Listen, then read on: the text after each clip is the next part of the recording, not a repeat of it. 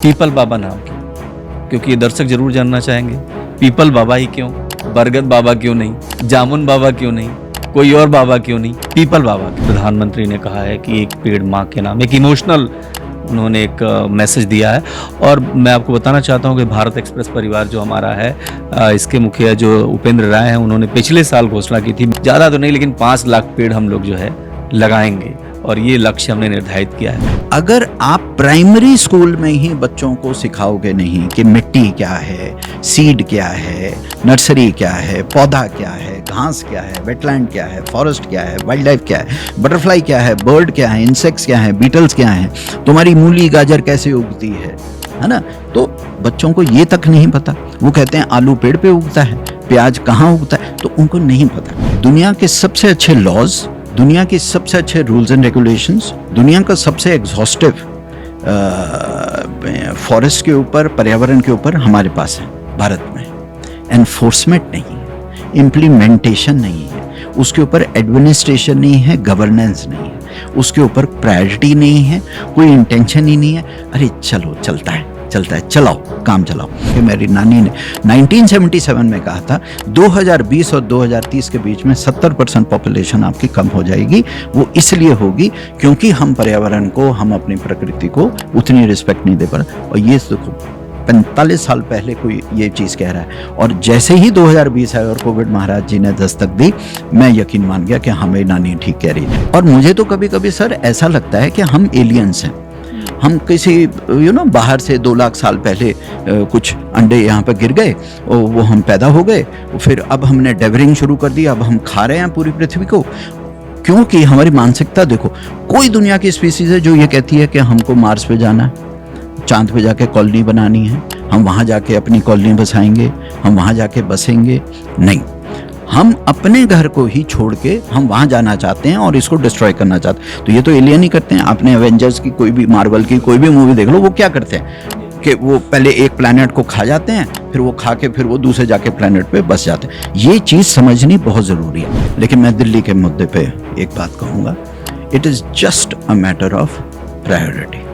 अगर जो political leadership है, अगर वो ठान लेती है, तो मेरा मानना है, आज हम 2025 में बैठे हैं, 2025 के अंत होते ही ये 100%, चलो 100% नहीं तो 90% मुद्दा सॉल्व हो जाएगा। आप ये कह रहे हैं कि ये दृढ़ इच्छा शक्ति का अभाव। बस कोई भी जीवन की कोई भी चीज ले लो, अगर आपका इंटेंशन ही नहीं है, आपकी वो प्रायोरिटी ही नहीं है, अगर दिल्ली वासी सपोज इसको इलेक्शन का ही मुद्दा बना लें, हम लोग अगर आज देखें, नैरेटिव नहीं है, हवा नैरेटिव में नहीं आती, पानी नैरेटिव में नहीं आता, और आप जिंदा किस पे हैं? हवा पानी पे, ठीक है। मिट्टी नैरेटिव पे नहीं आती। कभी आपने देखा कोई भी न्यूज़ चैनल या कोई भी पैनल डिस्कशन, कोई भी, हम मिट्टी के ऊपर बात करें? अरे मिट्टी ही ठीक नहीं है तुम्हारी, तो तुम जो खाओगे वो तो, अगर मिट्टी जहर है तो खाना भी जहर है। बड़ी सिंपल सी बात है। तो मैं एक जानकारी रोक के आपको दे देता हूँ कि भारत एक्सप्रेस पहला एक ऐसा चैनल है जो मिट्टी पर आधे घंटे का शो करता है, यानी किसानों पे करता है, मिट्टी पे करता है, किसान एक्सप्रेस करता है। हाँ। और ये पहल हम लोगों ने इसीलिए की थी क्योंकि पर्यावरण को संजीदगी से लेने की जरूरत है। कुछ तो लोग समझ। एक पौधे को जब आप लगाते हैं, वो लगाने का तो सिर्फ 2 मिनट का काम होता है। 5 मिनट खड्डा खोदने में लगेंगे, 2 मिनट उसको उसमें रखने में, और शायद 30 सेकंड में आप पानी दे देंगे, 20 सेकंड में आप उसमें खाद और मल्चिंग डाल देंगे। लेकिन जो अगले 3 से 5 साल उस बच्चे की लालन पोषण करना होता है, उसको हफ्ते में 3 बार पानी देना, 3 महीने में 1 बार अच्छी 5 किलो खाद डालना, फिर उसकी गाय, भैंस, बकरी, नीलगाय से बचाना, उसकी फेंसिंग करना, उसका बाड़ा करना, उसके किलेबंदी करना, फिर कभी तूफान आ गया, कभी हवा से गिर गया, कभी ये पूरा प्रोसेस हो। अगर किसी ने डाल दिया हो, क्या ऐसा कोई मैकेनिज्म है, ऐसा कोई सिस्टम है कि ये पता लगाया जा सके कि इन पेड़ों को मारा गया? हाँ, तो सॉइल टेस्टिंग से पता चल जाएगा। पेड़ मरा है तो सॉइल सैंपल्स लिए जाएं, जड़ के पास क्या वो जो लिक्विड आ रहा है वो क्या है, उसकी केमिकल कंपोजिशन देखे जाए, पता चल जाएगा कि वो है। और जो भी करेगा, जो स्टेक होल्डर है, यानी कि जिसकी कोठी वहाँ बन रही है, फैक्ट्री बन रही है, प्लांट बन रहा है, या वो जमीन बेचना चाह रहा है, he'll be responsible। लेकिन टाइम किसके पास है? ये एक नानी बड़ी प्यारी बात बोला करती थी हमें, कहते कि जीवन में बेटा एक चीज़ याद रखना, कभी ज़िंदगी में ज़मीन मत खरीदना, कभी ज़िंदगी में घर मत खरीदना। मैंने कहा क्यों? कहता बंध जाते हो खूंटे से। क्या बात है। ये पृथ्वी तुम्हारी है, ये ज़मीन तुम्हारी है, ये देश तुम्हारा है, ये आसमान तुम्हारा है, ये सब पहाड़ तेरे हैं, ये तेरी है। तू जहां जाएगा तू अपना घर बना। और घर भी क्या है, ये पृथ्वी ही तो घर है हमारा। तो एक जगह खूंटे से बंध के मत रहना कभी। सदियों पुराना दादाओं का दादा, गांव के उस छोर पर खड़ा पीपल का पेड़। बीते माह, बीते दिन, बरस बीते, दशक बीते, सदियां बीत गईं। इंसान पुस्त दर पुस्त गया, पर एक टांग पर खड़ा देखता रहा बदलते युगों का ये पीपल के पेड़। आप जरा सोचिए कि आपका जो भी गांव हो, आपका जो भी एरिया हो, आप जिस जगह पर रहते हो, क्या कभी आपने महसूस किया है कि पीपल का एक पेड़ न जाने कितनी तरह से आपको ऑक्सीजन देता है, आपको ज़िंदगी देता है, आपको छांव देता है, लेकिन उसी पीपल के पेड़ को लेकर के तमाम सारी भ्रांतियाँ कि उस पर भूत भी रहता है, उसके दूर रहना चाहिए, तमाम सारी चीज़ें हैं। लेकिन आज हमारे साथ हैं पीपल बाबा, 2 करोड़ से अधिक पेड़ लगाकर जिस हिंदुस्तान की तस्वीर को इन्होंने हरा भरा बनाया है, इसके लिए सल्यूट है। सबसे पहले तो आपका भारत एक्सप्रेस पर स्वागत है। नमस्कार सर। यकीनन हमने बहुत सारे इंटरव्यू किए होंगे, बहुत सारे लोगों से बात की होगी, लेकिन 2 करोड़ पेड़ लगाना पीपल बाबा का एक ऐसी क्रांति है, एक ऐसा अभियान है जिसे हर भारतीय अपने दिल में सजो के रखना चाहता है। मैं सबसे पहले तो आपसे यही कहूँगा कि ये जो अभियान चलाया है, इसके लिए बहुत बहुत बधाई, आपको बहुत बहुत धन्यवाद। और हिंदुस्तान में जहाँ पर इसकी बहुत ज़्यादा ज़रूरत है, लोग नहीं समझ रहे हैं, और आप इस अभियान को एक गति दे रहे हैं, बहुत अच्छे तरीके से आगे बढ़ा रहे हैं। तो सबसे पहले तो ये जानना चाहूँगा, पीपल बाबा नाम क्यों? क्योंकि ये दर्शक ज़रूर जानना चाहेंगे, पीपल बाबा ही क्यों, बरगद बाबा क्यों नहीं, जामुन बाबा क्यों नहीं, कोई और बाबा क्यों नहीं, पीपल बाबा क्यों? हाँ, ये कुछ इस तरह से शुरू हुआ था कि अच्छा, पहली बात तो मैं ये बहुत हम्बली आपको कहना चाहूँगा कि कभी जो लोग कहते हैं कि आपने पौधे लगाए, आपने 2 करोड़ से ऊपर लगाए, ऐसा नहीं है। पहले दिन से लेके 26 जनवरी 1977, 26 जनवरी 1977 को जब पहला मेरा पीपल का पौधा लगाया था, उस दिन से लेके आज तक हमेशा कोई ना कोई टीम साथ में रही, कोई ना कोई मित्र साथ रहे, कोई ना कोई दोस्त रहा, कोई ना कोई परिवार रहा, वॉलंटियर्स रहे, कम्युनिटी से लोग रहे। सो मैं कभी भी इस चीज़ का श्रेय अकेले अपने कंधे पे नहीं लेना चाहूँगा। एक पौधे को जब आप लगाते हैं, वो लगाने का तो सिर्फ 2 मिनट का काम होता है। 5 मिनट खड्डा खोदने में लगेंगे, 2 मिनट उसको उसमें रखने में, और शायद 30 सेकंड में आप पानी दे देंगे, 20 सेकंड में आप उसमें खाद और मल्चिंग डाल देंगे। लेकिन जो अगले 3 से 5 साल उस बच्चे की लालन पोषण करना होता है, उसको हफ्ते में 3 बार पानी देना, 3 महीने में 1 बार अच्छी 5 किलो खाद डालना, फिर उसकी गाय, भैंस, बकरी, नीलगाय से बचाना, उसकी फेंसिंग करना, उसका बाड़ा करना, उसके किलेबंदी करना, फिर कभी तूफान आ गया, कभी हवा से गिर गया, कभी, ये पूरा प्रोसेस होता है। सो लोगों को जब ये लगता है कि हमने पौधा लगा दिया और घर आ गए और वो अपने आप उग जाएगा, ऐसा नहीं होता है। It is just like saying कि किसी लेडी ने कहा कि मैंने डिलीवरी कर दी बच्चे की, अब वो अपने आप बड़ा हो जाएगा, आदमी बन जाएगा, ऐसा नहीं होता है ना। परवरिश करनी पड़ेगी, परवरिश पूरी बच्चे की तरह परवरिश करनी पड़ेगी। सो जो पीपल बाबा नाम आया सर, वो इस तरह से आया कि हमारी नानी ने, ये जनवरी 77 की बात है, मेरे फादर आर्मी में उस समय मेजर थे और वो ज़्यादातर बॉर्डर्स पे यहाँ वहाँ रहते थे। तो हम पूना में, हमें बड़ा घर मिला था, मैं, मेरी मदर और मेरी नानी, हम वहाँ रहते थे। तो वो किचन गार्डनिंग बहुत करती थी। तो पीछे हमारा बैकयार्ड बहुत था, नानी क्योंकि 2.5 एकड़ की ज़मीन थी हमारे पास। तो 2.5 एकड़ में उन्होंने खूब सारी सब्जियां लगाई थी, खाद बनाती थी, कंपोस्ट बनाती थी। क्योंकि वो गांव से थी तो अपना टाइम पास करने के लिए पुणे जैसे शहर में उनको था कि मैं, तो हम देखा करते थे। तो 6 साल की उम्र से हम देख रहे थे। तो 5 साल बाद मैंने पहला पौधा लगाया, है ना। तो बच्चे थे, इतनी समझ नहीं थी, लेकिन नानी ने एक दिन एक बात कही, कहते अगर पौधा लगाओ ना तो वो पौधा लगाओ जो दुनिया में और कोई ना लगाए। अब जब नर्सरी वालों से पता किया, माली काका से पता किया, आस पड़ोस से पता किया, भाई ऐसा कौन सा है, तो उस समय मैंने जामुन बहुत लगाए पूना में, मैंने नीम बहुत लगाया। लेकिन नानी एक ही बार बात बोलती थी, बेटा वो लगाओ जो दुनिया में कोई ना लगाए। फिर पता चला कौवे हैं, स्क्विरल्स हैं, गिलहरी है, तोते हैं, पक्षी हैं, तो वो जो बीट करते हैं उसके वहाँ से पीपल का जन्म होता है। तो उस प्रोसेस को समझा कि वो डाइजेस्टिव जूसेस से कैसे बीज प्रोसेस होता है, वो निकलता है। फिर नानी ने एक दिन कहा कि अगर तुम्हारी नज़र, इसको हम फाइकस स्पीसीज बोलते हैं, जो आपका पीपल, बड़, गुलर और पिलखन, ये 4 मुख्य आपके फाइकस स्पीसीज हैं। वैसे 42 स्पीसीज हैं इंडिया में, लेकिन ये 4 मुख्य तौर पे। तो उन्होंने कहा कि दीवारों में जो उग रहे हैं बेटा, उनकी जड़ को उन्होंने फिर मुझे सिखाया कैसे टैप रूट को किस तरह से धीरे धीरे बाहर खींचना है। टर्शरी हेयर रूट्स अगर निकल जाती हैं कोई बात नहीं, बस टैप रूट पूरी बाहर निकलनी चाहिए। कैसे उसको पहला हल्का सा जड़ को गीला करते हैं, फिर धीरे से उसको कपड़े से बिल्कुल एज पे पकड़ के उसको बाहर निकाल। क्योंकि क्या होता था कि जब हमने पौधे लगाने शुरू किए, ठीक है वो बहुत सस्ता ज़माना था, लेकिन फिर भी नर्सरी में जाके पैसे तो देने पड़ते थे हम पौध लाने। तो अब वो 2.5 एकड़ की ज़मीन जो है, उसमें से 1.5 एकड़ ज़मीन मेरी नर्सरी बन गई। और ये फरवरी 1977 की बात बता रहा हूँ, और मेरे पास 10 से 20 हज़ार तक पौधा कभी भी एट एनी गिवन टाइम मेरे पास होता था। सबसे पहले हमने पुणे में शुरू किया, पीपल लगाना शुरू किया। उसमें पिलखन भी था, गूलर भी था, बड़ भी था, फाइकस स्पीसीज हम लगाते। अब क्या हुआ कि जैसे बचपन में हमको कोई लोग मुन्ना बोलते थे, कोई लोग बाबा बोलते थे, कोई जैसे लोगों के नाम होते हैं, पेट नेम होते हैं। तो वहाँ नेबरहुड में सब लोग जैसे मुन्ना, बाबा ऐसे ऐसे करके बोलना।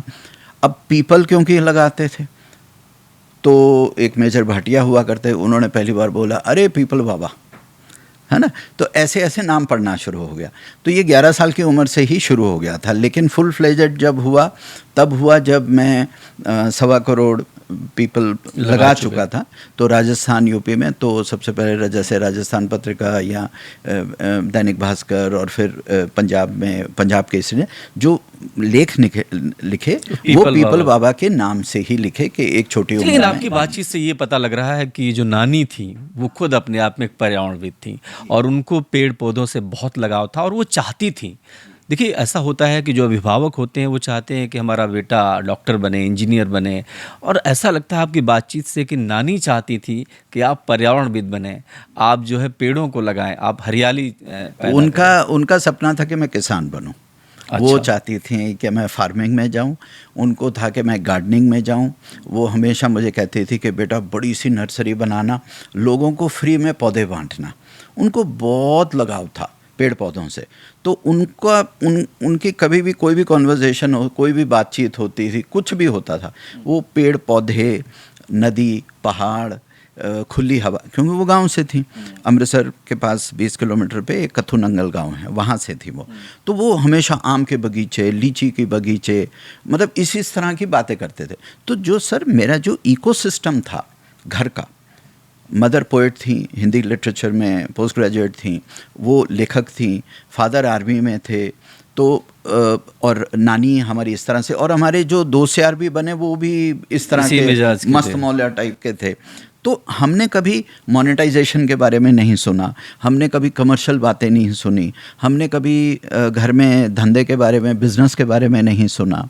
हमने जब भी सुना तो मिट्टी के बारे में सुना, पेड़ पौधों के बारे में सुना, बीज के बारे में सुना, और जो चीज़ें हैं जैसे नदियों के ऊपर बहुत बोला करती थी हमारी नानी जो है। तो वो हमेशा मानती थी कि जैसे आज एक बहुत बड़ा टॉपिक होता है कि यमुना जी की सफाई करनी है या गंगा जी की सफाई करनी है, तो वो हमेशा एक बड़ी सिंपल सी बात बिल्कुल बोला बिल्कुल। करती। लेकिन मैं आपसे ज़रूर कहूँगा कि देखिए एक कहावत है कि बच्चा नागरिकता का प्रथम पाठ अपनी माता के चुंबन और पिता के दुलार में सीखता है। ये बहुत बड़ी कहावत है। लेकिन आपकी जो जर्नी है वो दिखाई देता है कि किस तरीके से आपके अंदर पर्यावरण के प्रति एक भाव पैदा हुआ। आज के लिए सबसे बड़ा संकट ये है कि लोग पेड़ लगाना तो छोड़िए, पेड़ काटना शुरू कर रहे हैं, पेड़ों को नष्ट करने पर आमादा है। तकलीफ होती है पीपल बाबा को? पहले तो बहुत होती थी, पहले तो बहुत होती थी, मतलब 30 साल तक बहुत हुई। अब हमें चोट 47 दिल पे लगती थी बहुत बुरी तरह, और खून खौलता था। जैसे गुस्से जैसे में आ जाते थे आप। होता था। तो जैसे आजकल आप देखते हैं प्रोटेस्ट करना, धरने पे बैठ, वो तो मैंने कभी ज़िंदगी में नहीं किया, लेकिन अंदर ही अंदर कुड़ता रहता था मैं कि या ये ठीक सही, नहीं। ये ठीक नहीं है। सो अपने आप को परेशान करता था मैं। फिर धीरे धीरे जो है, जैसे जैसे उम्र हुई, ज़्यादा से ज़्यादा जंगल लगाए, ज़्यादा से ज़्यादा पेड़ पौधों में काम किया। 6,70,000 एकड़ में हम लोगों ने छाया लेकर आए हैं, हैबिटेट्स बनाए, बायोडाइवर्सिटी पे काम किया, तालाबों पे काम किया, पानी के साथ काम किया। तो प्रकृति ने ही समझाया कि भाई ये मेरा डिवाइस है, तुम शांत रहो, मुझे भी तो पॉपुलेशन कंट्रोल करनी है। जो प्रकृति है उसकी भी एक एल्गोरिदम है, उसकी भी एक कॉस्मिक इंटेलिजेंस है, उसका भी एक अपना सॉफ्टवेयर है, वो भी अपने हार्डवेयर के साथ जो होने दे रही है, क्योंकि वो कहीं ना कहीं तो वायरस अपलोड हो रहा है। कोविड महाराज जी आए 2020 में, है ना, वो आराम से 2.25 करोड़ लोग लेके गए, समा गए, है ना। तो जिस तरह से आंधी तूफान, जिस तरह से फ्लडिंग हो रही है, मैं कल भी पढ़ रहा था कि 4 कंट्रीज़ में 139 लोग मर गए। और ये तो समझ आता है। और मैं आपको बता रहा हूँ, मुझे ये किसी ने कहा नहीं, लेकिन क्या होता है कि आप जब जंगलों में बैठे होते हैं ना, तो जैसे पेड़ बोलते हैं आपसे कि भाई तुम क्यों परेशान हो रहे हो, ये रोए रोए में, कण कण में ये कॉस्मिक इंटेलिजेंस काम कर रही है, ये परमात्मा का काम है। फिर मैं कभी कभी देखता हूँ, जैसे बहुत लोगों की ये मैं बचकानी बातें सुनता हूँ कि 8 बिलियन हो गए, है ना, इंडिया की पॉपुलेशन 1.46 करोड़ हो गई। तो प्रकृति तो हंसती है, कहते कभी काउंट करके देखा पिछले 20 साल में कि तुम लोग हो कितने हैं, तुमने कभी किया? ठीक है, एक पॉपुलेशन मॉडलिंग होती है, एक मैथमेटिकल मॉडलिंग होती है। मैंने उस पर भी, जब मैं जर्मनी गया था तो मैंने वो उस पर स्टडी किया था कि किस तरह से होता है कि वो एक कैलकुलेशन होती है कि अगर 2 सेकंड में एक बच्चा पैदा हो रहा है तो उसके हिसाब से एक मैथमेटिकल मॉडल होता है। लेकिन हम ये नहीं कैलकुलेट कर पा रहे कि कितनी मृत्यु हो रही है, कितने लोग। मतलब आप ये कह रहे हैं कि पेड़ जो नष्ट कर रहे हैं, वो भी पेड़ उनको भी नष्ट कर रहे हैं या नष्ट हो रहे हैं? ऑफ कोर्स सर, ये जो हमारी स्पीसीज है, देखिए इसको मैं मोटे मोटे तौर पे जल्दी से 2 मिनट में समझा देता हूँ। 12.5 मिलियन स्पीसीज हैं पृथ्वी के ऊपर, ठीक है। हम होमोसेपियंस हैं, हमारा साइंटिफिक नेम होमोसेपियंस है। हम अभी जुमा 10,000 साल पहले अपने पाँव पे खड़े हुए हैं सीधा, हमारी रीढ़ की हड्डी सीधी हुई है। उससे पहले हम झुके हुए थे, उससे पहले हम हंटर गैदरर्स थे, फिर हम नदियों और पानी के स्रोतों के पास हमने अपनी ह्यूमन सेटलमेंट्स की, उससे पहले हम जंगल में थे, उससे पहले जंगल के पेड़ों पे रहते थे, फिर नीचे उतर के हमने गुफाओं में हमने वास किया 40-50 हज़ार साल पहले।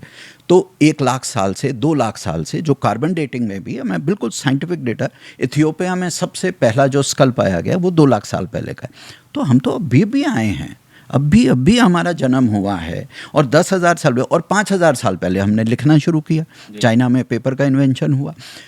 अभी 2,000 साल से हम फिलॉसफी और साइकोलॉजी की बातें कर रहे हैं, 100-200 साल से हम इंडस्ट्रियल रेवोल्यूशन। तो हम तो अभी बहुत बहुत छोटे हैं और यंग हैं।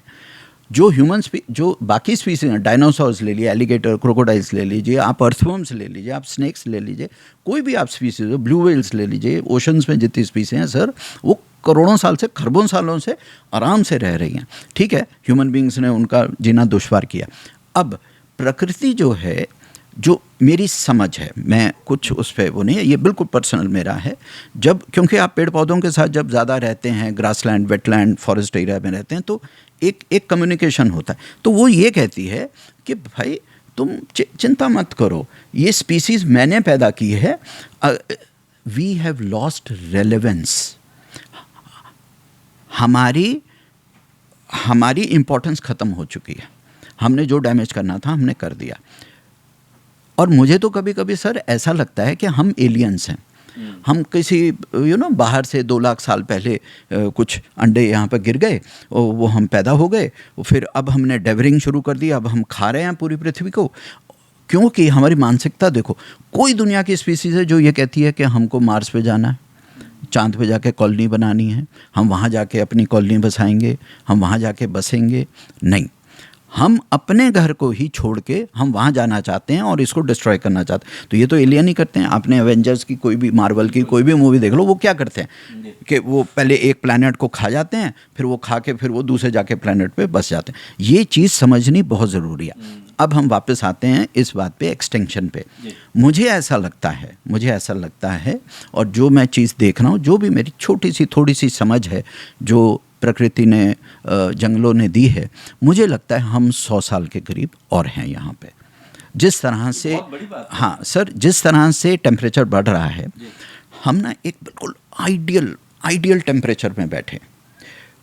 उसी के कारण हमारा स्किन है, उसी के कारण हमारी मांसपेशियाँ हैं, उसी के कारण बिल्कुल परफेक्ट डिस्टेंस है सन से अर्थ का। इसीलिए वो ग्रेविटी बिल्कुल हमारे को सूट कर रही है।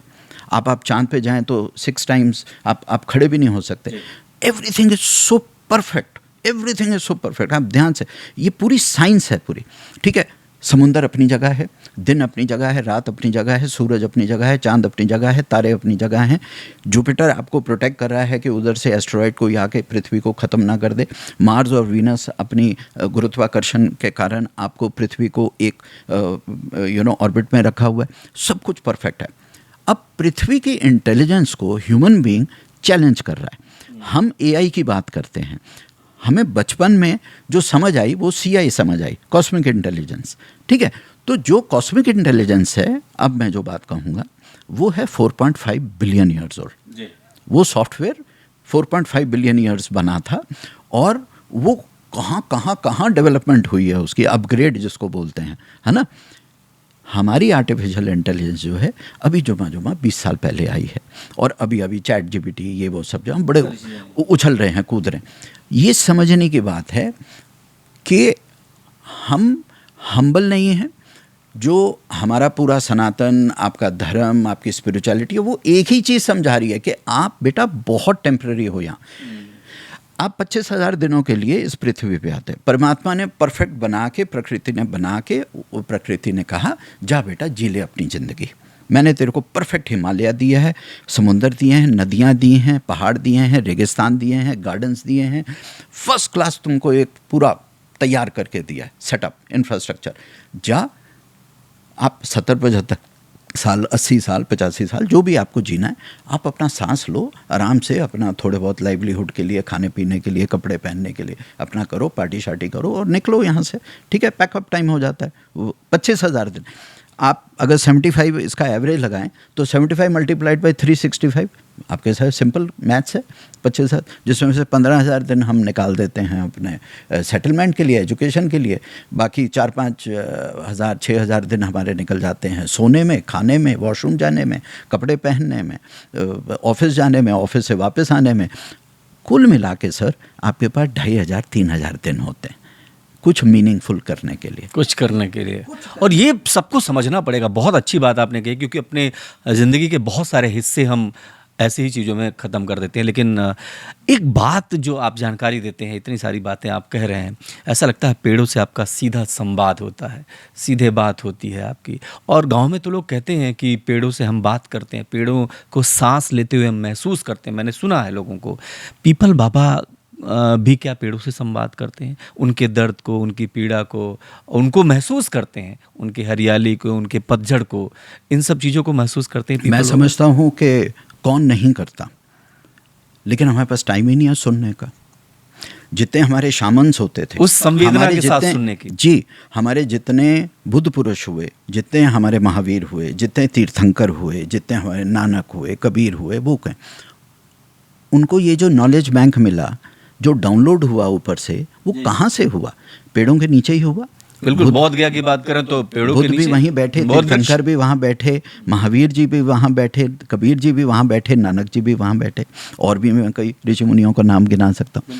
सो वो एक तो जैसे होता है ना वायरलेस का, वो आप लोग क्या बोलते हैं, वो एक टावर होता है, एंटीना होता है वहाँ पर, है ना। सो वृक्ष जो है वो एक कॉस्मिक इंटेलिजेंस का एंटीना है। तो नानी भी हमेशा बोलती थी, जैसे मेरे को गणित बिल्कुल समझ नहीं आता, मेरे को गणित में मैं बहुत कमज़ोर हूँ, मुझे लिटरेचर, कविताएं, कहानियाँ मुझे अच्छी लगती हैं, मुझे प्रकृति के बारे में पढ़ना, ज्योग्राफी, सॉइल, ये जियोलॉजी अच्छा लगता है। लेकिन वो कहती थी अगर तुमसे सॉल्व नहीं होता मैथ्स की प्रॉब्लम तो जाके वृक्ष के नीचे बैठ जाओ, है ना, कोई ना कोई सोल्यूशन है ना, तुम हमेशा पास हो जाओगे, तो वो हो जाएगा। और हुआ भी, वो वैसे ही हुआ। सो कहने का मतलब ये है, जो आपका प्रश्न है वो यही पेड़ों है से संवाद का, कि जो पेड़ों का संवाद है वो मेरा मानना है, पेड़ तो हमेशा ही संवाद कर रहे हैं, लेकिन हम बहुत बिजी हैं। और जो समय निकाल के बैठ गया पेड़ों के साथ, है ना, बुद्ध जब तक महल में थे संवाद तो तब भी चल रहा था उनका जब हम पढ़ते हैं उनका लिटरेचर तो उनके महल के बहुत सुंदर, दुनिया का सबसे सुंदर बगीचा कहा जाता है, कहानी है। लेकिन जब वो पेड़ के साथ जाके अकेले बैठे पीपल के नीचे, तब असली संवाद हुआ। और ये बहुत बड़ी बात है। अच्छा, एक अभी आपने बातचीत में ये भी कहा कि देखिए कि हमारे पास वक्त नहीं है, हमारे पास जब उनको महसूस करने का, उनको समझने का। देखिए कुछ चीज़ें हैं कि आदमी समझ रहा है कि जो सांसों का सिलसिला है वो पेड़ों के जरिए है, पर्यावरण के लिए जरिए है, लेकिन इतने बड़े खतरे को इंसान भाप नहीं पा रहा है। मेरे पास कुछ आंकड़े मैं ज़रूर चाहूँगा कि ये आंकड़े 2022 के हैं। मैं आपसे इस पर बहुत संजीदगी से जवाब चाहूँगा और चाहूँगा कि दर्शक भी समझें कि जिस तरीके के खतरे का सामना आने वाले टाइम में हम करेंगे वो कितनी बड़ी चुनौती होगी। आज के डेट में अगर 2022 का आंकड़ा मैं पढ़ूं तो मेरे हाथ में जो है, भारत में प्रदूषण से प्रतिदिन 6500 मौतों का एक आंकड़ा सामने आया है। 6500 मौतें प्रतिदिन का आंकड़ा है। इसके अलावा अगर बताएं, पूरी दुनिया की बताएं तो 2019 में करीब 90 लाख मौतें प्रदूषण से होती है। इतनी तो आतंकवादी घटनाओं में भी नहीं होती, बम से भी नहीं होती, मिसाइल से भी नहीं होती, जितना इससे हो जाती है। और एक और रिपोर्ट बताएं तो एक रिपोर्ट के मुताबिक भारत में हर साल 24 लाख लोग लगभग प्रदूषण के चलते अपनी जान गंवा देते हैं। ये सारे आंकड़े बताते हैं कि किस भयावह मंजर से हम गुजरने वाले हैं। अभी तो ठीक है और अभी गुजर रहे हैं। आँख की समस्या है, पेट की समस्या है, स्किन की समस्या है, इन सब चीज़ में पर्यावरण का बहुत महत्वपूर्ण रोल है। और मैं जब आपको देख रहा हूँ कि मुस्कुराते हुए आप सारे सवालों का जवाब दे रहे हैं, ये भी महसूस होता है कि ये जो पेड़ों की छाँव से आपने सीखा है वही ट्रांसफ़र कर रहे हैं। जो पर्यावरण हमें तिल तिल कर मार रहा है, आतंकियों से भी ज़्यादा क्रूर है, उसके लिए न तो हमारी सरकारें संजीदा हैं, न तो हम संजीदा हैं, और न आने वाली जनरेशन को लिए कोई मैसेज छोड़ रहे हैं सिवाय पीपल बाबा के। क्या कहेंगे? नहीं, बहुत लोग अच्छा काम कर रहे हैं, ऐसा नहीं है, बहुत लोग काम कर रहे हैं। बस हाँ, ये है कि हम काम करते करते बूढ़े हो गए, हमारे बाल सफ़ेद हो गए। 47 साल से काम कर रहे हैं। मैं जब फील्ड पे जाता हूँ, बहुत प्यारे प्यारे लोग काम कर रहे हैं इस चीज़ पे, समझते हैं उन चीज़ों को। हाँ, जो आपने कहा बहुत प्यारी बात कही। हम लोग अगर आज देखें, नैरेटिव नहीं है। हवा नैरेटिव में नहीं आती, पानी नैरेटिव में नहीं आता, और आप जिंदा किस पे हैं? हवा पानी पे, ठीक है। मिट्टी नैरेटिव पे नहीं आती। कभी आपने देखा कोई भी न्यूज़ चैनल या कोई भी पैनल डिस्कशन, कोई भी, हम मिट्टी के ऊपर बात करें? अरे मिट्टी ही ठीक नहीं है तुम्हारी, तो तुम जो खाओगे वो तो, अगर मिट्टी जहर है तो खाना भी जहर है। बड़ी सिंपल सी बात है। तो मैं एक जानकारी रोक के आपको दे देता हूँ कि भारत एक्सप्रेस पहला एक ऐसा चैनल है जो मिट्टी पर आधे घंटे का शो करता है, यानी किसानों पे करता है, मिट्टी पे करता है, किसान एक्सप्रेस करता है। हाँ। और ये पहल हम लोगों ने इसीलिए की थी क्योंकि पर्यावरण को संजीदगी से लेने की जरूरत है। कुछ तो लोग समझे। जी। और पर्यावरण को संजीदगी से नहीं लेने की बात है, अपनी सांसों को लेने की बात है। बिल्कुल, अपने जीवन को, अपने, भाई लाइफ से बड़ी और प्रेशियस चीज़ नहीं है। लोग ये सोचते हैं पर्यावरण थर्ड पार्टी है, लोग सोचते हैं हिमालय थर्ड पार्टी है, लोग सोचते हैं हवा थर्ड पार्टी है। आपका जो प्रदूषण हो रहा है, स्मॉग आता है, पराली जलती है, वो न्यूज़ है। अरे भाई, वो तुम हो।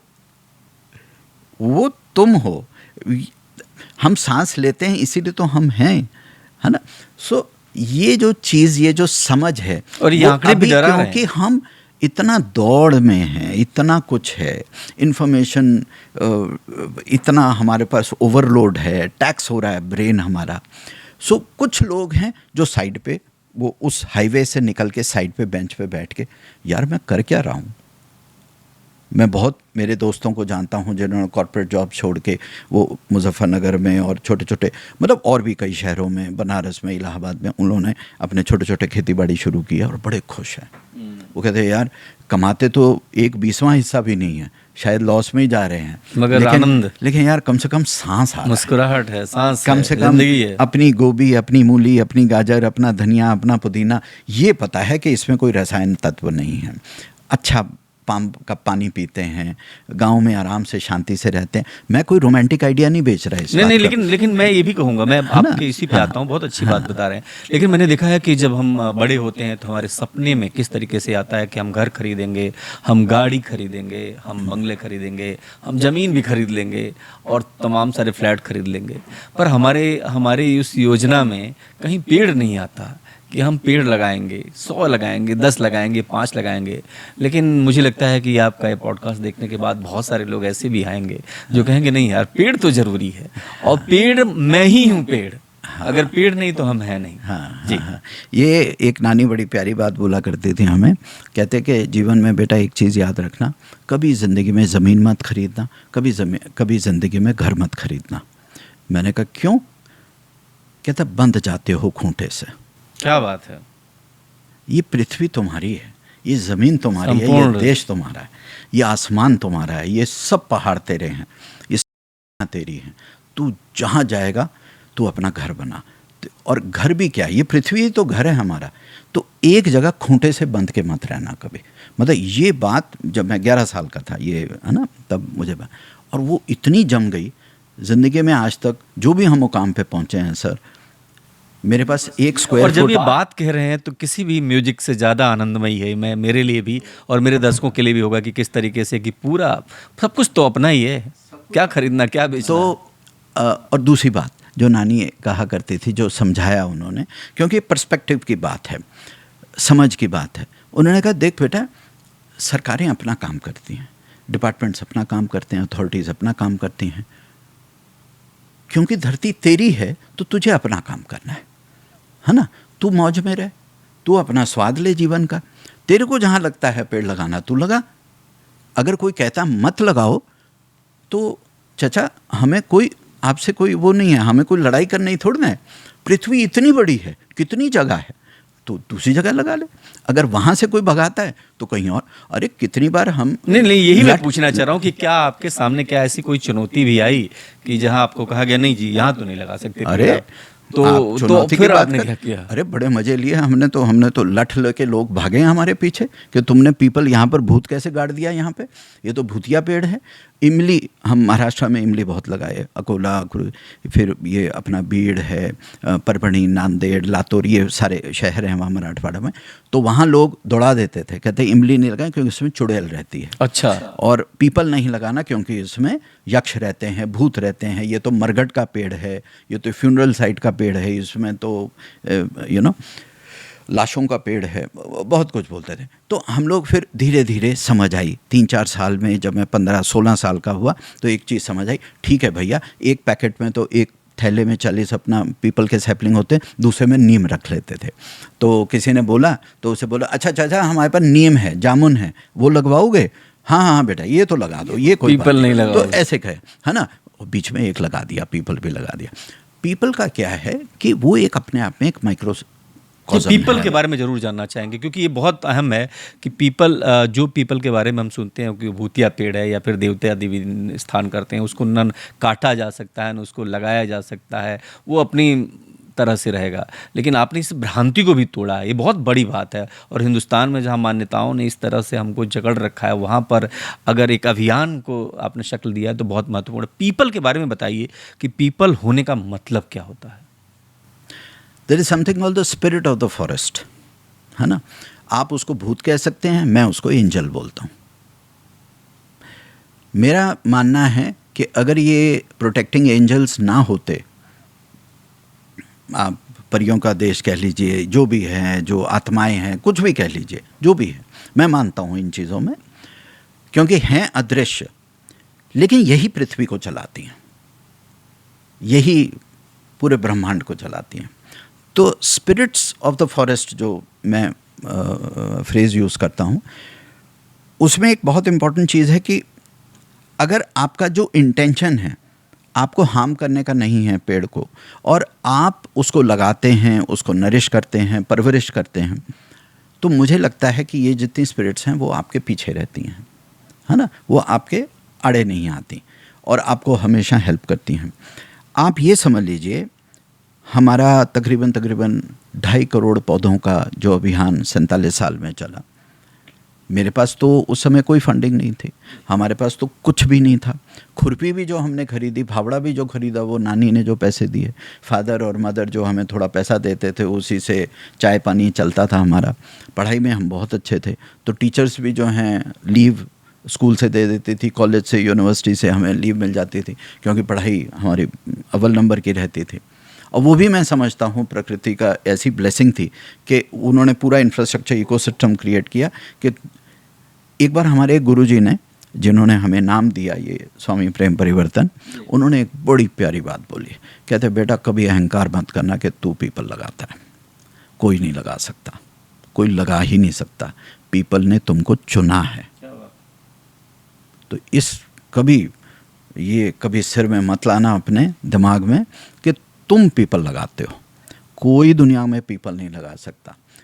अगर तुम लगा रहे हो तो तुम you are the chosen one, तुम्हें चुना गया है एक पर्टिकुलर काम के लिए। क्यों? क्योंकि विकास हो रहा है, बहुत सारे सड़कों से पेड़ कट रहे हैं, तो सिर्फ पक्षियों को भी तो हेल्प चाहिए। सिर्फ पक्षी अपना जो करते हैं, क्योंकि जो पौधे पक्षी के कारण लगते हैं वो एक ऑर्गेनाइज्ड वे से नहीं लगते, वो तो कहीं भी लग जाएंगे, वो तो प्रकृति का एक एल्गोरिदम है, कहीं भी लग जाएंगे। अगर तुमको रोड साइड प्लांटेशन करनी है तो वो तो इंसान को ही करनी पड़ेगी, डिवाइडर पे करनी है तो इंसान को ही करनी पड़ेगी।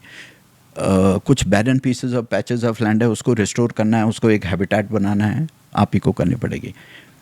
और ये चीज़ एक बहुत गहन में समझ आई जब हम 15-16 साल के थे कि जो पीपल है, अच्छा पहली बात तो मज़ेदार ये बात है कि कोई साल तक तो यही नहीं समझ आया हम कर क्या रहे हैं। मज़ेदार बात यह है कि उस समय ना SDG था, ना सस्टेनेबिलिटी शब्द था, ना climate mitigation, climate warrior, climate change, global warming, ये शब्द ही नहीं थे। तो हमने पौधे लगाने क्यों शुरू किया? क्योंकि नानी ने ये कहा कि देखो बहुत सुंदर लगता है वृक्ष, इसकी छाया वॉज द कीवर्ड।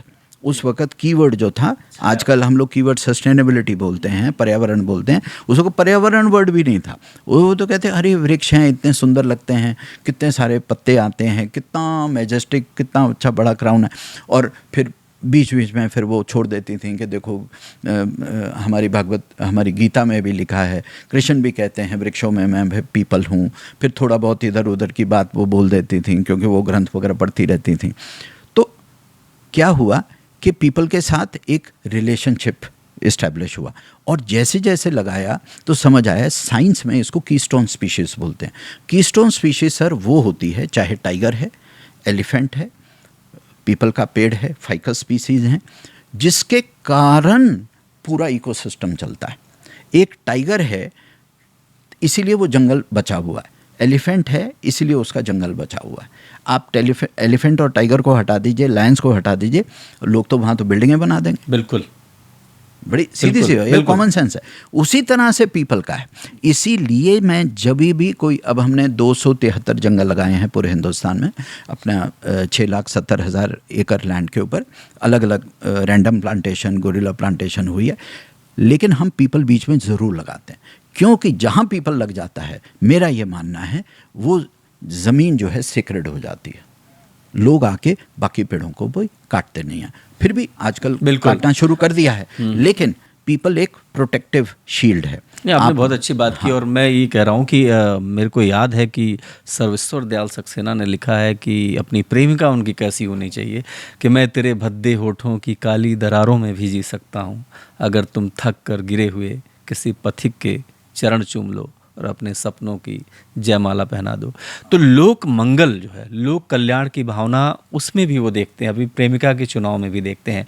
और जब पीपल बाबा इसको एक अभियान देते हैं तो इसमें भी लोक मंगल है, लोक कल्याण है, इंसानियत के लिए सबसे सहज परिस्थिति का निर्माण भी है। ये सब चीज़ें करते वक्त कभी आपको लगा, और वो ये भी जानना चाहूँगा, वो पहला पेड़ जो आपने लगाया था वो कैसा है, और दूसरा कि उस पेड़ को लेकर के क्या याद है आपकी?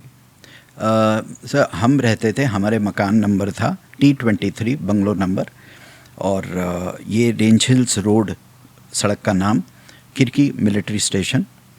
और अब वहाँ पर सिम्बाइसिस का मैनेजमेंट इंस्टीट्यूट खुल गया है, अब तो वो ख़त्म हो गया, MES के क्वार्टर्स हैं, वो आर्मी एरिया था पूरा। तो वहाँ पर T20 एक बंगलो था, वहाँ पर कोई रहता नहीं था। तो हमने जो सबसे पहला अपना बड़ और पीपल का जो पेड़ लगाया हमने, वो आज भी है। मैं जब भी पूना जाता हूँ, क्योंकि मेरे पेरेंट्स पूना में ही रहते हैं, मेरी सिस्टर पूना में रहती है, तो मैं जब भी मैं उसके दर्शन जरूर करने पेड़ जाता के दर्शन करने क्योंकि जाते हैं। वो मुझे याद दिलाता है कि यहाँ से कहानी शुरू हुई। अरे याद पे आता है, मेरे को ये याद नहीं है कि पीपल बाबा का असली नाम क्या है, ये भी तो जानना जरूरी है। पीपल बाबा का असली नाम है क्या, कौन है पीपल बाबा, जरा अपने बारे में बताइए। ओके, असली नाम, लीगल नाम मैं पहले तो बोलूँगा, Swami Prem Parivartan. Swami is my first name, Prem is my middle name, Parivartan is my last name. Passport पे, आधार कार्ड पे, इलेक्शन कार्ड पे, हमारा सब कुछ, सारा legal, banks, everything is Swami Prem Parivartan for the last 25 years. जब हम पैदा हुए, हम चंडीगढ़ PGI में पैदा हुए, हॉस्पिटल में वहाँ पर। तो फादर बॉर्डर पे थे, पाकिस्तान बॉर्डर पे थे उस समय, माहौल कुछ लड़ाई वाला चल रहा था। तो हम जब हॉस्पिटल में पैदा हुए तो वहाँ हमारा नाम रजिस्टर हुआ आज़ाद जैन। आज़ाद जैन, है ना, क्योंकि जैन परिवार से हैं हम। अच्छा, तो जैन आज़ाद, परिवार, तो उन्होंने जैन। आज़ाद रखा, और उसका कारण ये था क्योंकि मैं 26 जनवरी को पैदा हुआ। 26 जनवरी को? हाँ हाँ। तो हमारे परिवार में कोई 15 अगस्त को अगर कोई पैदा होता था, उसका नाम क्रांति रखा जाए, तो वो ज़माना अलग था। आजकल तो इन चीज़ों, ये बड़ी आउटडेटेड चीज़ें मानी जाती हैं। पहले आज़ाद, स्वतंत्र, क्रांति, ऐसे नाम रखे जाते थे, तो हमारा नाम आज़ाद रखा गया। जब जैसे जैसे हम बड़े हुए, सो हमें एक आश्रम में, नानी का बड़ा मन था कि मैं कम से कम 2-3 साल हम आश्रम में रहें। और जब हम आश्रम में रहने गए तो आचार्य जी ने जो है, उन्होंने कहा कि देखो, मैं इस तरह से कोई जैन, द्विवेदी, त्रिपाठी, चोपड़ा, मल्होत्रा, मैं ऐसे अलाउ नहीं करूँगा। हम एक न्यूट्रल नाम देंगे, जो हम नाम देंगे उसी नाम से, जब तक आप आश्रम में हैं उसी नाम से आप जाने जाएंगे। तो स्वामी प्रेम परिवर्तन। स्वामी मतलब आपको कौन सा नाम पसंद है, ये पीपल बाबा या स्वामी प्रेम परिवर्तन? देखिए, स्वामी प्रेम परिवर्तन मेरा लीगल नाम हो गया जी। अब वो लीगल नाम भी कैसे हुआ, वो भी एक्सीडेंट से हुआ। मैं तो आज़ाद जैन ही लिखता था। तो क्या हुआ, स्टेट बैंक ऑफ इंडिया वाले आए, तो उनका एक्सटेंशन काउंटर था, वो खाते खुलवा रहे थे। तो उन्होंने कहा, बेटा तुम्हारा नाम क्या है? वो ना 10 रुपये महीना जमा होता था, 120 रुपये साल का, उस पर भी इंटरेस्ट मिलता था 5% का। तो उन्होंने कहा, बेटा नाम क्या है? मैंने कहा, स्वामी प्रेम परिवर्तन। अच्छा, पहले कोई KYC थोड़ा ना होता था। पहले तो मैनेजर साहब आए हैं, उन्होंने देखा साक्षात बच्चा खड़ा है, आश्रम है, आचार्य जी सामने खड़े, खाता खुल गया। ठीक है, अब वो बैंक खुला, तो फिर जब बड़े हुए तो लाइसेंस उसी नाम से बना, फिर राशन कार्ड बन गया, राशन कार्ड बना, फिर उसके बाद पैन कार्ड बन गया, पैन कार्ड से फिर आधार कार्ड बन गया, आधार कार्ड से पासपोर्ट बन गया। तो लीगल नाम ही स्वामी ये है। अच्छा, मेरा एक पीपल सवाल बाबा जो है जी, वो जो चलित नाम होता है, जैसे पेट नेम होता है, तकल्लुफ़ होता है, या कोई पेन नेम होता है, लेकिन लोग मुझे पीपल बाबा के नाम से ही जानते हैं। 95% लोग स्वामी प्रेम परिवर्तन नहीं जानते। जी बिल्कुल, मेरे साथ भी ऐसा था। अभी पहली बार मैंने आपका नाम सुना है, लेकिन मैं आपको सीरियस मुद्दे डिस्कस करना चाहता हूँ। देश की राजधानी दिल्ली है, करोड़ों लोग रहते हैं। पर्यावरण को लेकर के हमेशा एक बड़े संकट का सामना पूरी दिल्ली ने किया है, और आंकड़े बताते हैं कि साल में लगभग 3 महीने ऐसे भी होते हैं जब दिल्ली रहने लायक होती ही नहीं है। पीपल बाबा को क्या लगता है कि दिल्ली में पेड़ों की स्थिति क्या है, क्या और लगने चाहिए, क्या स्थिति है? और एक सवाल इसके बाद मैं ज़रूर आपसे करूँगा, वो ये कि कई जगह ऐसे भी हैं कि लोग कंस्ट्रक्शन के चलते अपने सामने के पेड़ सुखा देते हैं, मार देते हैं।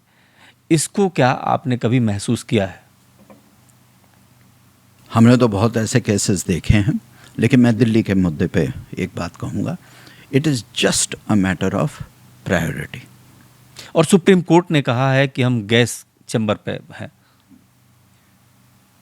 अगर जो पॉलिटिकल लीडरशिप है, अगर वो ठान लेती है, तो मेरा मानना है, आज हम 2025 में बैठे हैं, 2025 के अंत होते ही ये 100%, चलो 100% नहीं तो 90% मुद्दा सॉल्व हो जाएगा। आप ये कह रहे हैं कि ये दृढ़ इच्छा शक्ति का अभाव। बस कोई भी जीवन की कोई भी चीज़ ले लो, अगर आपका इंटेंशन ही नहीं है, आपकी वो प्रायोरिटी ही नहीं है, अगर दिल्ली वासी सपोज इसको इलेक्शन का ही मुद्दा बना ले।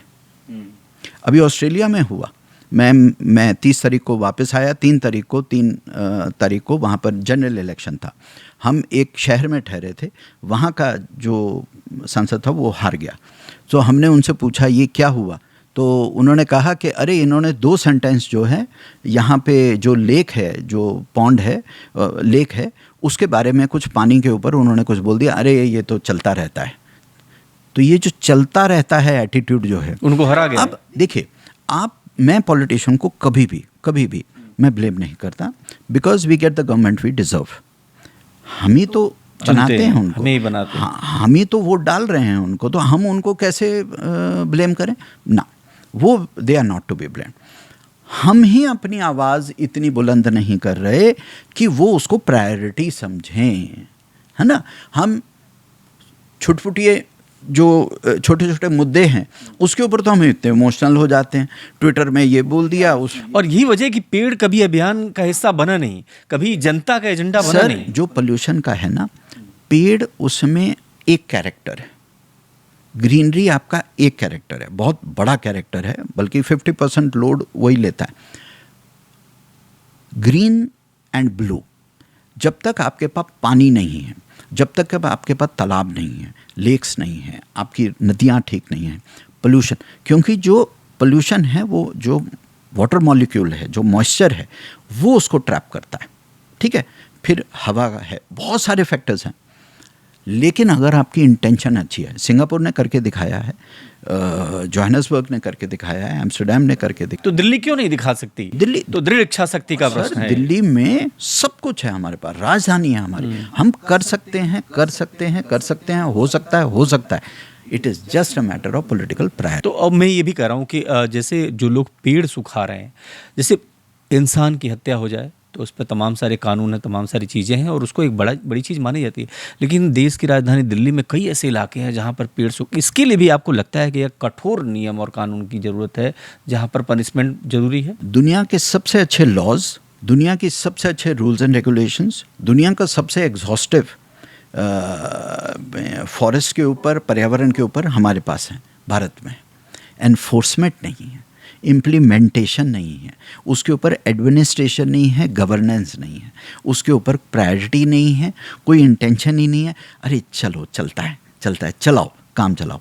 सो ये कहना कि एक नई पॉलिसी बनानी है, नहीं, सब कुछ है हमारे पास, लेकिन एनफोर्समेंट नहीं है, इम्प्लीमेंटेशन नहीं है। और पेड़ों को मारने की बात हुई, लोग हींग का पानी, हल्दी वाला पानी, तेज़ाब, H2SO4, कॉन्सनट्रेटेड नाइट्रिक एसिड, और भी कई केमिकल हैं, क्लोरीन की कॉम्बिनेशंस में हैं, मैं अभी बोलना नहीं चाहता, लोगों को आइडिया मिल जाता है फिर, है ना। तो वो लोग पेड़ों की जड़ों में डाल देते हैं और 30 से 40 दिन में वो पेड़ ख़त्म हो जाता है। तो लोग कर रहे हैं। अच्छा, अगर किसी ने डाल दिया हो, क्या ऐसा कोई मैकेनिज्म है, ऐसा कोई सिस्टम है कि ये पता लगाया जा सके कि इन पेड़ों को मारा गया? हाँ, तो सॉइल टेस्टिंग से पता चल जाएगा, पता लग जाएगा। सब बिल्कुल, अरे बिल्कुल पता चल जाएगा। ये भी तो फोरेंसिक्स का पार्ट होना चाहिए, बल्कि मैं तो मानता हूँ। इसके लिए भी तो अलग भाई, एक आप जैसे पोस्टमार्टम करते हैं तो कितना मेडिकल साइंस कितनी आगे बढ़ गई है, तो ये भी तो फोरेंसिक्स का पार्ट होना चाहिए। अगर पेड़ मरा है तो सॉइल सैंपल्स लिए जाएं, जड़ के पास क्या वो जो लिक्विड आ रहा है वो क्या है, उसकी केमिकल कंपोजिशन देखे जाए, पता चल जाएगा कि वो है। और जो भी करेगा, जो स्टेक होल्डर है, यानी कि जिसकी कोठी वहाँ बन रही है, फैक्ट्री बन रही है, प्लांट बन रहा है, या वो जमीन बेचना चाह रहा है, ही विल बी रिस्पॉन्सिबल। लेकिन टाइम किसके पास है? ये टाइम ही तो हमसे भी समय प्रायोरिटी नहीं है, प्रायोरिटी नहीं है। और यही तो छिन रहा है हमसे, जिंदगी भी तो दूर होती जा रही है। लेकिन एक बात बताऊं, मैं बड़ा होपफुल हूँ। कोविड तक मैं काफ़ी थोड़ा उदास था, लेकिन कोविड ने सिखा दिया। जब से कोविड महाराज आए हैं ना, मेरे को पूरा यकीन हो गया, मेरी चेतना जागृत हो गई। अक्टूबर 2017 में मेरा एक टेड टॉक है, टेडेक्स का है, आप यूट्यूब पे देख सकते हैं, सब श्रोता देख सकते हैं। मैंने उसमें स्टेज पे खड़े होकर कहा था कि मेरी नानी ने 1977 में कहा था 2020 और 2030 के बीच में 70% पॉपुलेशन आपकी कम हो जाएगी। वो इसलिए होगी क्योंकि हम पर्यावरण को, हम अपनी प्रकृति को उतनी रिस्पेक्ट नहीं दे पा रहे। और ये देखो 45 साल पहले कोई ये चीज़ कह रहा है, और जैसे ही 2020 आया और कोविड महाराज जी ने दस्तक दी, मैं यकीन मान गया कि हमें नानी ठीक कह रही है। और जिस तरह से अब मैं देख रहा हूँ कि अलग अलग टाइप के फ्लू, अलग अलग टाइप की बीमारियाँ, कैंसर। मैं उस दिन मैक्स हॉस्पिटल में बैठा, उन्होंने कहा जी 140 टाइप्स ऑफ कैंसर होते हैं। मैं कहा बल्ले बल्ले, अच्छा इतने टाइप के कैंसर आ गए हैं, है ना। तो जिस तरह से हम अपनी आत्महत्या कर रहे हैं, जिस तरह हम सुसाइड मोड पे हैं, जिस तरह से, पर ये भी प्रकृति का खेल है कि जब उसको लगता है कि एक स्पीसीज जो है वो दुर्भाग्य करती है, प्रकृति वो अपना काम कर रही है। तो मुझे जब कोविड की बात आप कर रहे थे, कोविड की बात कर रहे थे, मुझे याद है कि सूनी सड़कें और हरे भरे पेड़ हो गए थे। बिल्कुल लगता था प्रदूषण तो है नहीं, तो पेड़ों की जो पत्तियां आज मुरझाई सी लगती हैं, उस दौरान खिलखिला सी गई थी एकदम, बिल्कुल से लगता था स्नान करके एकदम बिल्कुल नहा धो के तैयार बैठी हैं। वो दौर बड़ा अद्भुत था सर। मैं सबसे मज़ेदार बात यह है कि जब मैं आज की दुनिया को देखता हूँ, लोग भूल भी गए कोविड को, कोविड ही भूल गए। उनको याद ही नहीं है कि कोविड भी आया, इतना कुछ हुआ। हम फिर वैसे ही बैंड बाजा बारात में लगे हुए हैं। हम भूल ही गए कि कोविड में, वो तो इतना बड़ा वेकअप कॉल था सर कि पूरी दुनिया को, हम नहीं सुधरेंगे। हाँ, कि भाई जागो, जागो मोहन प्यारे, जागो, तुम जागो। और देखो, तो कोविड महाराज भी फेल हो गए। मैं तो कह रहा हूँ वो फेल हो गए। वो वायरस कुछ समय सक्सेसफुल नहीं हुआ। वो 2 साल के लिए उन्होंने पूरा तांडव किया, समझाने की कोशिश की होमोसेपियंस को कि आदम जात को कि बेटा जाग जाओ, तुम्हारा अभी भी समय है, तुम्हारे पास कुछ साल का समय है, तुम अपनी आदतें सुधार लोगे तो इस पृथ्वी पे तुम्हारी स्पीसीज सस्टेन कर जाएगी।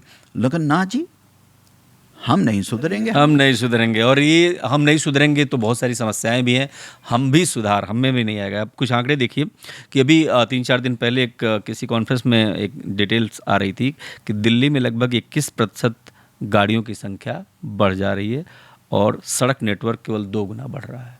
प्रदूषण बढ़ेगा। 1981 से 2021 के बीच 40 साल में तो ये बहुत ज़्यादा हो गया है और इस असंतुलन से विकट स्थिति उत्पन्न हो गई है जो बेहद खौफनाक है शरीर के लिए, समाज के लिए, प्रदूषण के लिए।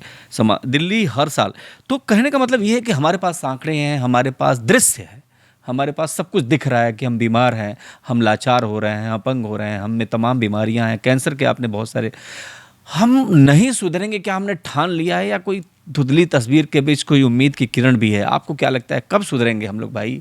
अब तो जाग जाएं, अब तो कुछ कर लें, अब तो समझ लें कि पेड़ कितने ज़रूरी हैं हमारे बच्चों के लिए, हमारे लिए, हमारी सांसों के लिए। सर, आप टॉप 10 देशों को देखिए जो सबसे खुश और सबसे हेल्दी और सबसे वेल्दी हैं। भूटान ले लीजिए या डेनमार्क ले लीजिए, स्वीडन ले लीजिए, फिनलैंड ले लीजिए, नॉर्वे ले लीजिए, फ्रांस ले लीजिए, जर्मनी ले लीजिए, ऑस्ट्रिया ले लीजिए, आप कितनी भी, मैं आपको 40-50 नाम, जापान ले लीजिए। अभी हम लोग बड़े भंगड़ा कर रहे हैं कि हम जापान के ऊपर आ गए। ठीक है, वो हो सकता है हम लोग 500 ट्रिलियन भी हो सकते हैं, लेकिन जापान जैसे इकोसिस्टम क्रिएट कर सकते हो? वो चैलेंज लो है। और हम एक और बड़ी बात है सर, यहाँ पर मैं आपके माध्यम से रखना चाहूँगा, एक बहुत गलत नैरेटिव है कि हम तो कुछ क्या करें जी, हमारी पॉपुलेशन बहुत ज़्यादा है।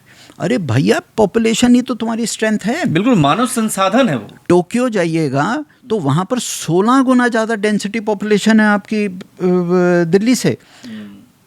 चाइना के, मैं कल, आप गूगल करके देखिए, चाइना में 4 ऐसे देश हैं, 4 ऐसे शहर हैं जिसकी कैलकाटा, मुंबई, चेन्नई और दिल्ली को पुट टुगेदर से ज़्यादा उनकी डेंसिटी है पॉपुलेशन की, लेकिन देखो क्या स्पिक एंड स्पैन, क्या फर्स्ट क्लास उन्होंने अपने शहर चलाए। It is about governance, it's about administration, it's about management, it's about political priority. अच्छा, एक और चीज़, जो ये टॉप के 10 आप देश ले लीजिए, आप देखेंगे इनका जो ग्रीन कवर है वो 60% प्लस है, 50% तो पक्का है। देखिए, हमारी ना परिभाषा बदल गई है फॉरेस्ट की। 2000 आज से 10 साल पहले फॉरेस्ट का मतलब होता था कि एक protected area for wild life, this was the definition of a forest, जंगल। अब क्या हो गया है, अगर हुमायूं के मकबरे में भी, ताजमहल में भी अगर कुछ पेड़ लगे हैं, any per hectare of land if you have 10% green cover, चाहे उसमें मोरपंखी लगा है, उसमें पुतरुंजीवा लगा है, उसके अंदर फाइकस बंजामिना लगा है, उसके अंदर घास लगा है, उसके अंदर कुछ, वो इस फॉरेस्ट एरिया। तो हम अपने ग्रीन कवर को फॉरेस्ट एरिया घोषित कर रहे हैं, ठीक? ये चेंज है। अगर ये तो इट इज़ ऑप्टिक्स, है ना। आप एक्सेल शीट पे, पेपर पे आप आंकड़ों में खेल रहे हो, आप आंकड़ों में खेल रहे हैं। एक्चुअल जो खेल खतरनाक है, अब खतरनाक है। एक होता है सर दूसरों को बेवकूफ़ बनाना, एक होता है खुद को, वाह हम अपने आप को स्वांतः सुख, तो ये हम करें, बिल्कुल। 8% हमारा फॉरेस्ट कवर है पूरे इंडिया का, जिसमें हमारे नेशनल पार्क्स आते हैं, वाइल्ड लाइफ सेंचुरीज आती हैं, हमारे रिजर्व फॉरेस्ट आते हैं, है 8% हमारा है, 8% है। लेकिन हम दिखा रहे हैं 24.8%, जैसे कि 25%। 25% में बना 1/4, 1/4 का मतलब आपके सारे गांव, सारे शहर 1/4 जंगल के अंदर है ना। लॉजिकल तो यही है, बिल्कुल। तो ये आंकड़ा समझ में नहीं आएगा। तो हम ये जो दुनिया को कह रहे हैं कि 25% हमारा फॉरेस्ट कवर है इंडिया का, हमारा बढ़ गया, हमारा ये हो रहा है, ठीक है, वो इसलिए क्योंकि हमने परिभाषा बदल दी, हमने फॉरेस्ट। लेकिन अभी आप जब पॉलिटिकल उसकी बात कर रहे थे, इच्छा शक्ति की बात कर रहे थे, तो अभी प्रधानमंत्री ने कहा है कि एक पेड़ माँ के नाम, एक इमोशनल उन्होंने एक मैसेज दिया है।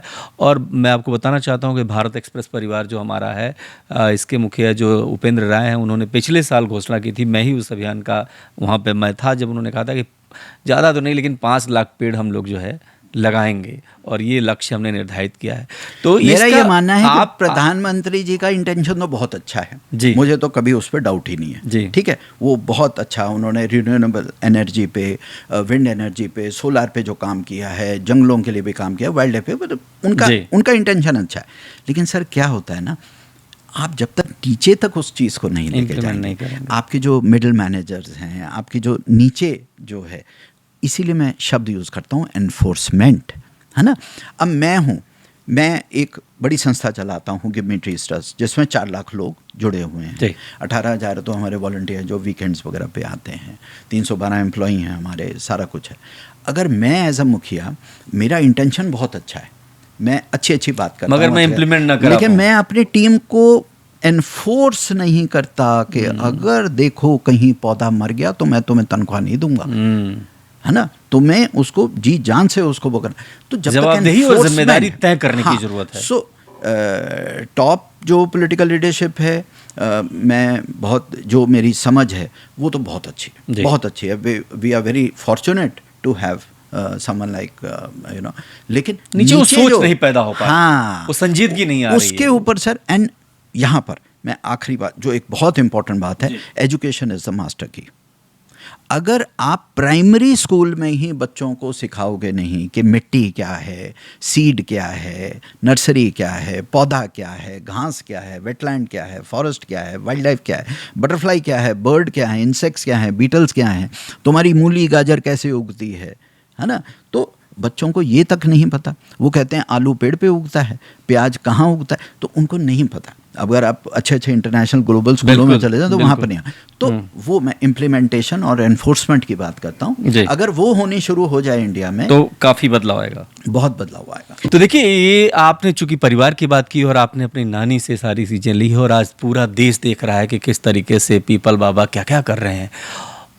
हमारे लिए सबसे बड़ी बात यह है कि हमें पेड़ पौधों की रक्षा इसलिए करना है क्योंकि हमें अपने सांसों की रक्षा करना है, खुद की रक्षा करना है और एक बेहतर भविष्य का निर्माण कर सकते हैं हम इससे। लेकिन इन सब सारी बातों के बीच एक बात जो बहुत महत्वपूर्ण है कि हमारा इमोशनल लगाव कितना है, हम किस तरीके से संजीदा हैं पेड़ों को लगाने के लिए, पेड़ों को सिर्फ लगाने के लिए। जैसा इन्होंने कहा था कि पेड़ लगाने के बाद उसकी देखभाल बहुत ज़रूरी हो जाती है और इसके लिए बहुत ज़्यादा समय की ज़रूरत होती है और बहुत ज़्यादा इच्छा शक्ति की ज़रूरत होती है। तो सरकारें जो करेंगी, मगर पीपल बाबा जो भारत के लिए कर रहे हैं वो बहुत बड़ी बात है। और मैं सल्यूट करता हूं सर कि तमाम सारे इंटरव्यूज हम लोग करते हैं, लेकिन इतनी संजीदगी से, इतने आनंदमयी, इतनी मुस्कान के साथ ये पहला इंटरव्यू मेरा है और मुझे तो बड़ा अच्छा लग रहा है आपसे बात करके भी। एक और ख़ास बात जो आखिरी में मैं आपसे पूछूंगा कि महज कुछ शब्दों में अगर पूरे भारत को एक मैसेज देना हो तो क्या देना है आपको? लगाते चलो और फिर उसकी परवरिश करो। नंबर गेम पे मत जाइए कि आपने इतने करोड़ लगाए, इतने लाख लगाए। बच्चे भी आते हैं, छोटे छोटे NGOs खोलते हैं, वो कहते हैं सर हमको 1 लाख पेड़ लगाना है। मैं कहा बेटा, एक पेड़ लगाया, एक पेड़ को बड़ा किया नहीं किया, थोड़ा करो, अच्छा करो। चाहे 10 पेड़ जीवन में लगाओ, चाहे 100 लगाओ, लेकिन मेक श्योर कि वो जो 1 मीटर का सैपलिन आप लगाते हैं वो 5 से 10 मीटर का पेड़ बने। बस यही मैं बार बार सब लोगों को समझाता हूँ कि नंबर गेम में मत जाइए, ठीक है। और मुझे तो बड़ा बुरा लगता है जब कोई मुझे ये भी कहता है कि अरे आपने तो 2.5 करोड़ पेड़ लगा दिए। मुझे ऐसा लगता है नहीं, आप ये कहिए कि हमने 6,70,000 एकड़ लैंड के ऊपर हम छाया लेकर आए और वर्क फॉर बर्ड्स, बीज एंड बटरफ्लाइज, ना कि इस चीज़ में जाओ कि हमने ये वृक्ष लगाया, वो वृक्ष लगाया। एक हैबिटेट बनाइए। और दूसरा बहुत अहम मुद्दा जो कि शायद बहुत कंट्रोवर्शियल लगे लोगों को, मैं बिल्कुल भी इस फेवर में नहीं हूँ कि कोई प्रोटेस्ट करे, धरना दे, ये जितनी भी चीज़ें हैं, क्योंकि आपकी ऊर्जा जो है वो खंडित होती है। पॉजिटिविटी में लगाइए। अगर मुझे लग रहा है कि एक पैच ऑफ लैंड पे ये कट रहा है तो सर पहले तो पब्लिक एडमिनिस्ट्रेशन का समझिए कि सरकार काम कैसे करती है। वो 1 साल पहले प्लान बना था, 6 महीने पहले टेंडर निकला था, अभी तो इम्प्लीमेंटेशन हो रही है। जो पैसे जाने थे वो जा चुके हैं। अब उसको आप मना भी करेंगे, कुछ नहीं होने का। स्टे ऑर्डर हो जाएगा, ये हो जाएगा, हाई कोर्ट में चला जाएगा, सुप्रीम कोर्ट है, NGT आ जाएगी बीच में, फिर 2 साल बाद वहीं के वहीं खड़े हैं। You are back to square one. Do not waste time. बल्कि अगर आपको लगता है यहाँ पर 20,000 पौधे निकल रहे हैं तो आप अपना टारगेट बनाइए कि मैं इससे डबल, इसी तरह से मैं पॉजिटिव वे से उसमें कंट्रीब्यूट करूँगा। क्योंकि आप इस तरह से सरकार के साथ पंगा लेके आप नहीं कर सकते। एनर्जी के साथ एटलीस्ट पर्यावरण में नहीं कर सकते। आप नहीं कर सकते। आपको लगता होगा, मैं तो हज़ारों के स्टडीज दे सकता हूँ, it is just a waste of time. Positive रहिए, अच्छा करिए, बल्कि उसको शर्मिंदा कीजिए, पॉलिटिशियन को या ऑफिसर को, अच्छा काम करके। बिल्कुल, एक नई लकीर खींच के, एक नया रास्ता वाला जो फॉर्मूला होता है कि आप देखिए सर, आप ये कर रहे हैं, लेकिन अरे हमारे तो कई ऐसे केसेस हुए हैं कि किसी अफसर ने ऐसा किया, हम उसके बिल्कुल उसके सामने हमने पेड़ लगाए, वो किया, वो भी बेचारा जो है 2 हफ्ते बाद अंदर बुला के उसने चाय पिलाई हमें, कहते बाबा गलती हो गई हमसे, आप हमें बताइए, हम और आपके लिए मतलब आपके एक सकारात्मक पहल। सो एक पॉजिटिव एटीट्यूड रखें। बहुत ज़्यादा ये प्रोटेस्ट में पता है क्या होता है, उसे जो हमारा यंगस्टर है ना, वो बहुत होपलेस हो रहा है, वो बहुत, उसको एक ऐसा लग रहा है कि अब कुछ नहीं हो सकता, नकारात्मकता का भाव पैदा हो, वो मत करो। सो एक पॉजिटिविटी के साथ ही आगे। तो देखिए, दुनिया भर की कविताएं जो लिखी जाती हैं पेड़ों की छांव में लिखी जाती हैं, और नदियों के, समंदर के किनारे तमाम सारे शायरों ने अपनी बातें रखी हैं। मतलब साफ है कि सबसे सुकून की जगह, सबसे अच्छी जगह, मन को भा जाने वाली जो तस्वीर है वो पेड़ों की छांव में है। पीपल बाबा, आप हमारे साथ आए, बातचीत की आपने, बहुत आनंद आया। बहुत बहुत धन्यवाद आपका। Thank you. देश दुनिया की तमाम बड़ी खबरों के लिए देखते रहिए भारत एक्सप्रेस। नमस्कार, जय हिंद।